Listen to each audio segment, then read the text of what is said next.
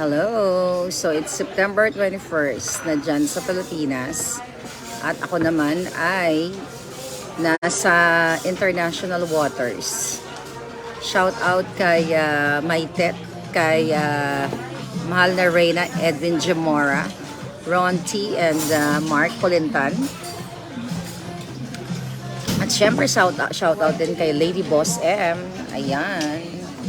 So, Lady Boss, nakita ko yung greetings mo, kaso lang mamaya ako natapusin kasi nasa dinner kami. Actually, namimiss ko si Lady Boss dahil pagkasama ko siya na ayusan niya ako. Inayos siya yung hair ko, inayos siya yung makeup ko. Ngayon, wala, nada, dahil di marunong ang lola niyo. Minsan kalat-kalat pang lipstick. Okay, si Gerald Calzado. Gerald, hindi ko kasi dala yung kahoy natin, yung gavel natin. Actually, dapat dadalhin ko, kaya pinagbawalan na ako ng mga alipore. So, muna dalhin yung kahoy. But anyway, hello, Madam Erlinda Walls. Hello, Madam. June Munda, how are you? And Jeffrey Alba. Okay, today, Isita Sanchez. Anyway, so napagod ang alindog ko. Galing kami, nag-island hopping kami. And late kami sa dinner schedule namin. Supposedly, dito kasi may mga assigned fine dining restaurant. So it's your choice if you want fine dining or gusto nyo yung freestyle lang. Alam mo yon, yung ganito lang. Pakita natin. By the way, siya nga pala, the outfit today is 70s. Dapat naka bell bottom ka or something. Basta anything 70s, pero hindi naman nasusunod yon. It's up to you. At ako, medyo nagre-recycle na lang ako ng outfit. Like itong outfit na to, I think, mga sometime 8 years ago na. Ayan, diba? Pero, syempre, isang beses, dalawang beses mo lang sinusuot. At naka-orange tayo ngayon. Ay, wait. Naka-orange tayo today. Ayan, muntik na siya makita. Alright. Muntikan lang. Buti lang yung bruise ko mo lang ang braso mo nakita. But anyway, alright, nagkataon yung yung kagwapingan mo alright.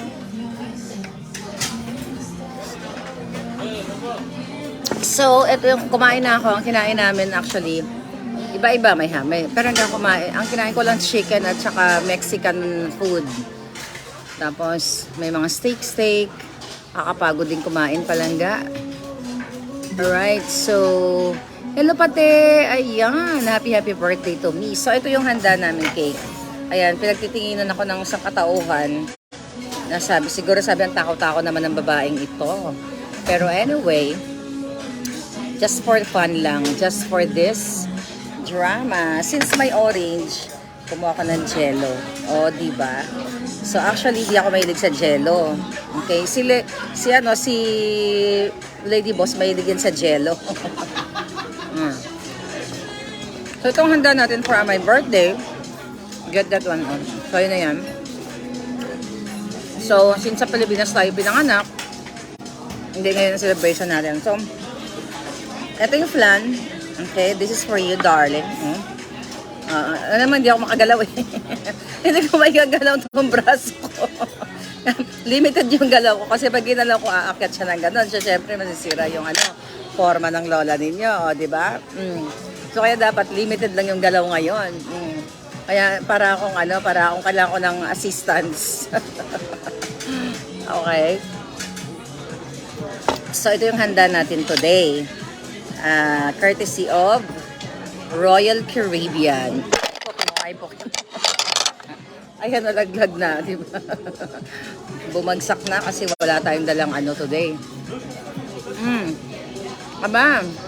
Si Zenaida Del Villar, pinadalan ako ng bonggang-bonggang regalo.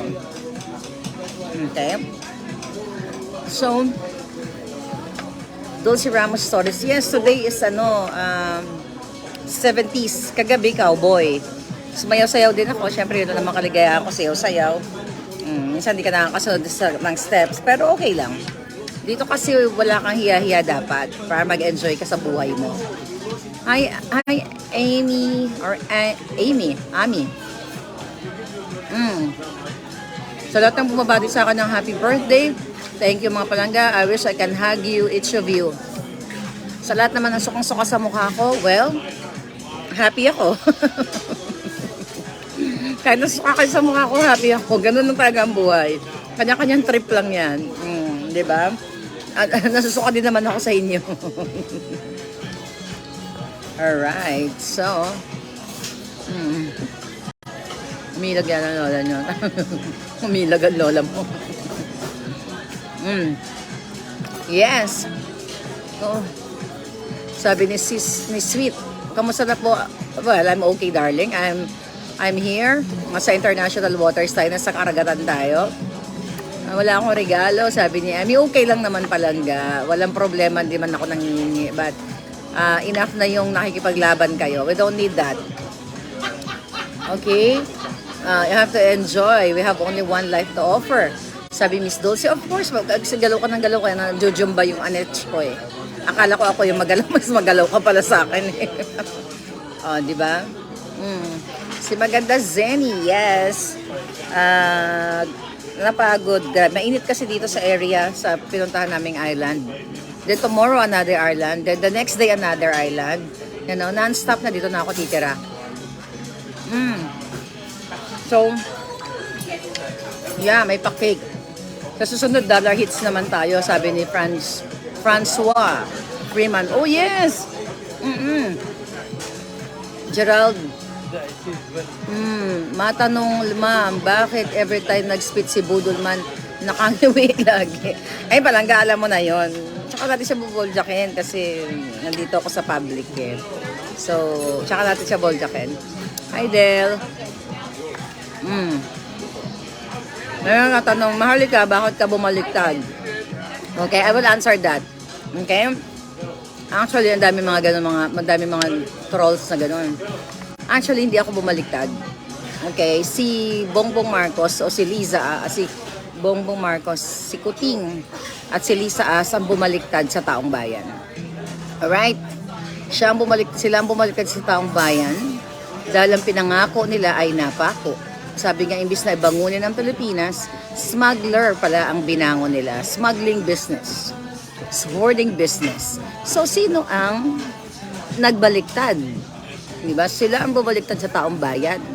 Bakit ka susuporta sa mga mambubudol, magnanakaw, suportado si Michael Ma at kasama pa nila ang mga pulboronic at smuggling. Lahat na ng kaleche yan nasa kanila. So definitely sila ang bumaliktad. Sila ang bumigo sa taong bayan. So sa araw ng birthday ko, ito lang masasabi ko sa mga mambubudol. Buwaka ng genemies nyo, hindi namin kayo titigilan. Kasama ko ang taong bayan hanggat wala kayo dyan sa ini-enjoy nyong smart magic power. Alright?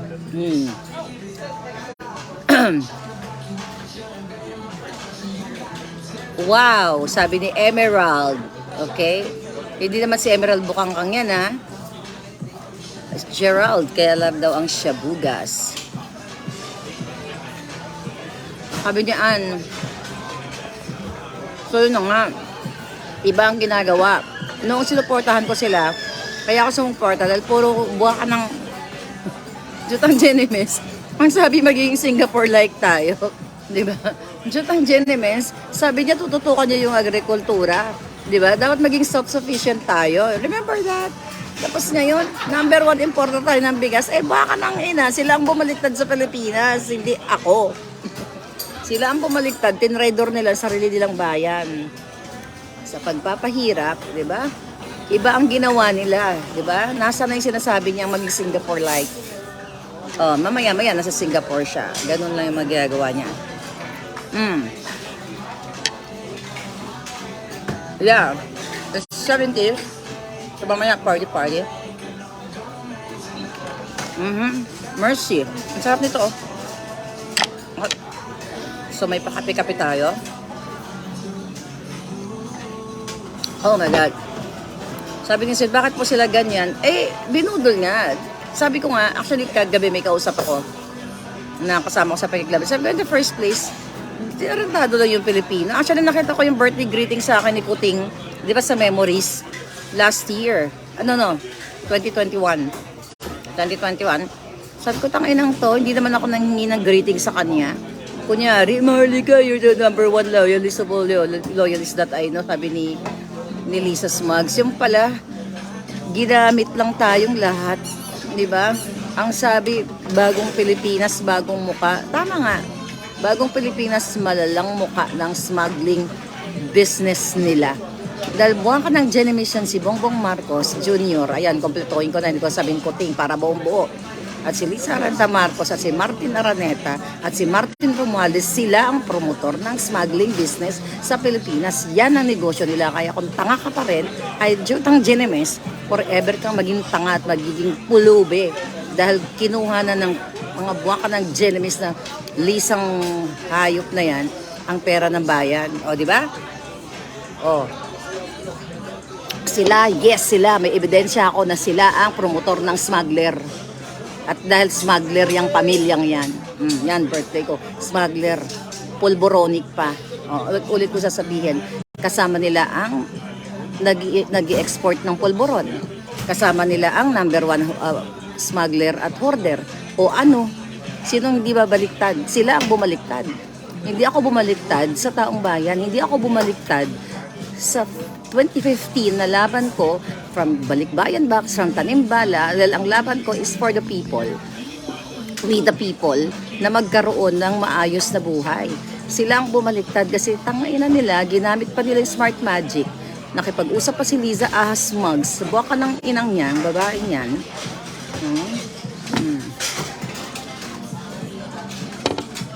Diba? Nung magkasama kami, push ng push yung smart magic na yan, naalisin sa Pilipinas. Then now, siya pala nakipag-chika boom-boom doon.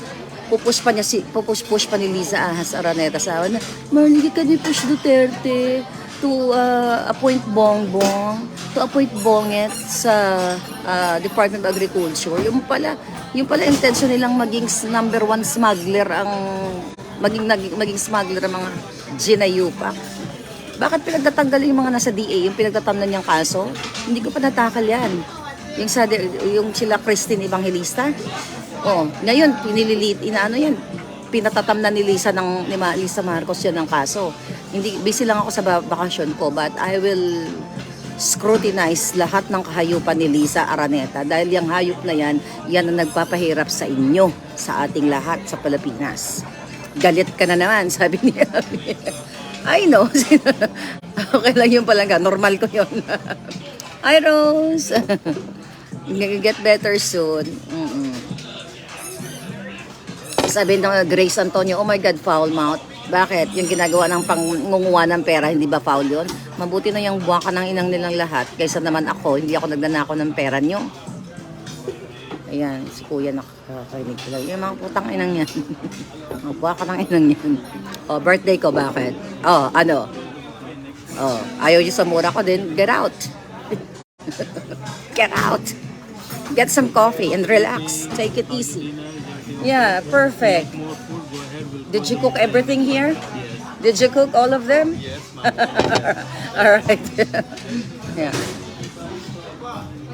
Marunong sumakay ang lolo mo. Okay. Sabi ka ng hitad, walang naniniwala sa'yo. Ba't nandito ka? Walang naniniwala. Nagtsatsaga ka dyan, nagkakapindot. Alam niyo na what? Kung ako, hindi ko gusto yung tao. Dahil, hindi isang tuldok, hindi ako waste ng time. Pero kailangan nating i-inform ang taong bayan kung bakit tayo galit sa kay Kuting dahil sila ay smuggler promotor.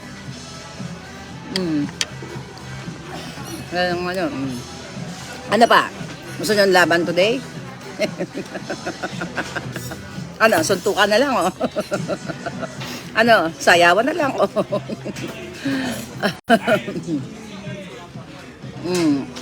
Sige, come on, coming.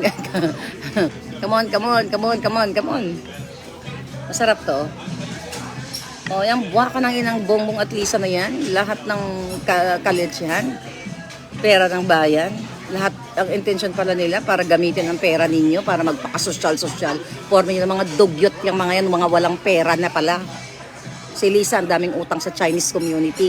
Binudol niya. I'll talk about that. Alam niyo, ang daming Chinese business people na nagsusumbong sa akin, mga mayayaman. na inutangan, hiningian ni Lisa ng 100 million at iba pa. Tanginang yan. Hindi pa na, lubog sa kumunoy.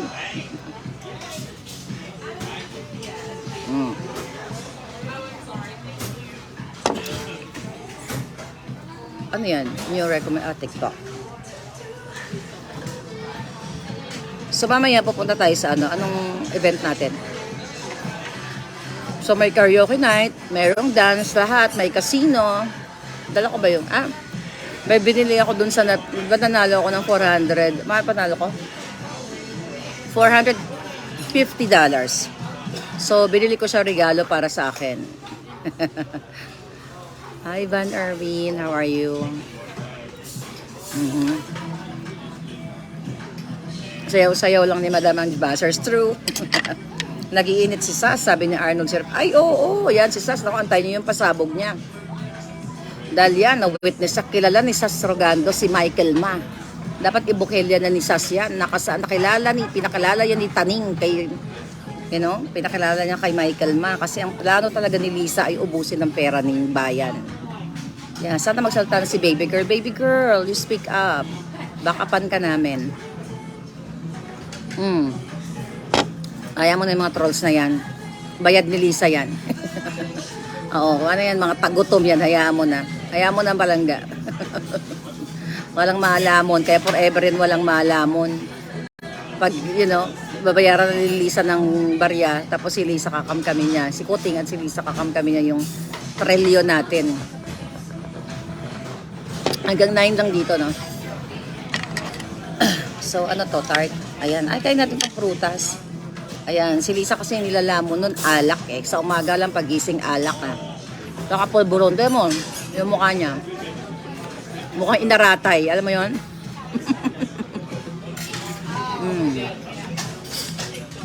Van Erwin, how are you? Yeah. Baba natin ng konti. Ating outfit. Ayan. Sabi ni Mary Chris Grepo, wala palang sense. Oo nga. Wala palang sense, ba't nandito ka? Ay, di wala ka rin sense.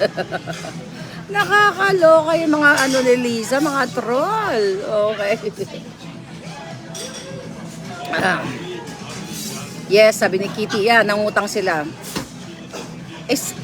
Greedy eh. Wala silang pera. Puro, top hits with shockwaves. Mamaya may dance pala. Oo, kamkam ng Mandorobo si Lisa. Yung buha ka ng inang yan, hindi pa kunin ng lupa. Yeah, ang dami niloko. Ang dami nagre-report sa atin. Sabi ko nga, dati natin si Noy Noy, mas demonyo to eh. Kumbaga nalagpasan, nahigitan nila si Satanas eh, tsaka si Lucifer. Nakapegel. Nahigitan ni Lisa at saka si Kuting. Wait. Nahigitan ni Lisa si Satanas. Naging 1,000 times yung kahayupan ng buha ka ng ina. Lasing na naman yung mamaya. Antayin mo lang mga expose natin Alam mo kung may black magic lang ako, tapos ka na eh. Tinunaw ka na ni Mandy Gabriel, di ba Mandy? You know what? Kawawa Pilipino. Kaya dapat wakasan yun. Uy, 21 ngayon pala yung 21 sa Comelec today. Sa Pilipinas. Sabi ni Gerald, mukha palang talakitok. Naku, maganda pa talakitok palang ka. Mukha siyang gurami. yung talakitok. Maganda-ganda pa itsura yung gurami yun. Gurami ba yung kumakain ng kumakain ng dumi? Gurami na. Sabi ni Sita Sanchez, ayaw din ng lupa kay babae nga. Saan natin siya itapon? Doon sa mga sawa. Sabi ni Gerardo, di ba? Magsasara na sila dito. Okay, so should we go? Ikutin ba natin sila? Or we can just go there? Sasayaw kami palangga. Ayan, yung outfit ng lola is orange. Kung orange and drama. Di ba? O, ha? Orange, pati paa ng lola nyo. Alam mo yun? Yeah.